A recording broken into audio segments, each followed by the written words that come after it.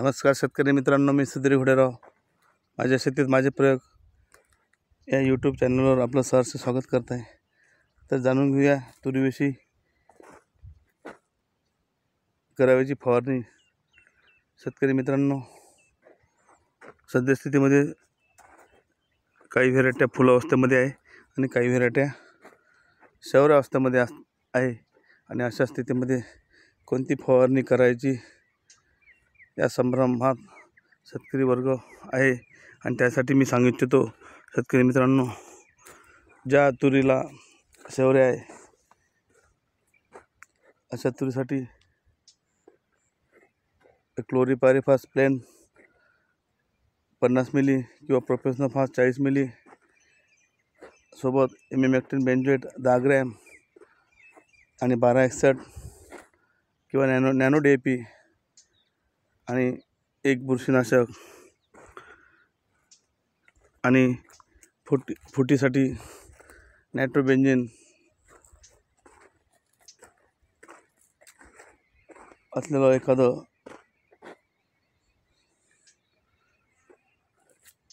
PGR 20 ते 40 milli याप्रमाणे आपलं मारण्यास गरजेचं आहे.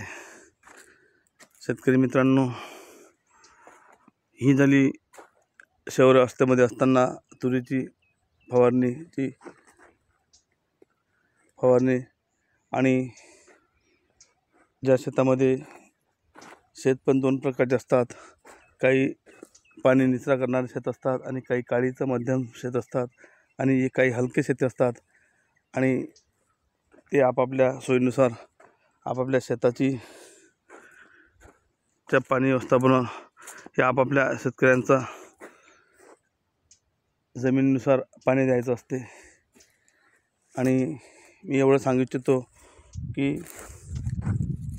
जेव्हा कुठलंही पीक असेल ते आपल्याला सोकलेल्या अवस्थेत असेल तर त्याला पाणी देणं अत्यंत गरजेचं असते. आणि पीक जर हिरवगच्च असेल आणि पाणीदार असेल तर त्या पिकाला पाण्याची काही गरज नसते. हा माझा मी आपल्यास अनुभव सांगू इच्छितो. शेतकरी मित्रांनो, तो आपापल्या शेतीनुसार आपापला प्रश्न आपण सॉल्व करू शकतो. आता मी माझ्या शेतीवर अनुभव सांगू इच्छितो की माझी शेती थेट 20 फूट माती असल्यामुळे कमी पाण्यामध्ये चांगल्या प्रकारचं हे पीक आमच्या जमिनीमध्ये येते. आणि आम्हाला जास्त पाण्याची गरज नसते. आणि जो दिवाळीच्या पूर्वी पाऊस आला त्याच पावसावर माझी तूर मी आपणास दाखवत आहे. अशा प्रकारची ही माझी तूर आता फुल अवस्थेमध्ये येत आहे. आणि अशा प्रकारची जमीन भेगा पडलेल्या आहे. तरी पण माझ्या मते माझ्या जमिनीला पाणी देण्याची काही गरज नाही. मी आपणास सांगू इच्छितो, हे आपापल्या शेतीनुसार आपापला पाणी देण्याचा प्रश्न तो वैयक्तिक आहे.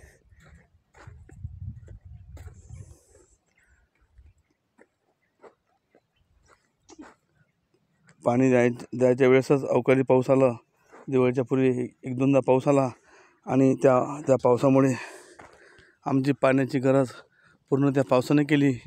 आणि अशा प्रकारचं हे तुरीचं पीक आता आलेले आहे.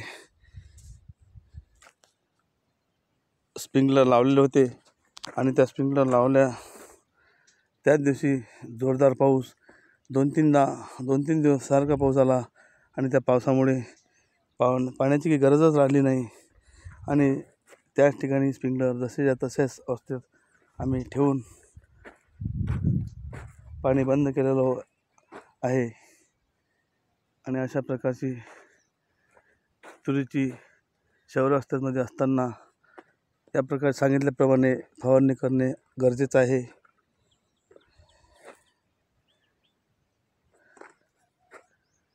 धन्यवाद. व्हिडिओ आवडल्यास लाईक करा, चॅनलला सबस्क्राईब करा आणि शेअर करायला विसरू नका. धन्यवाद.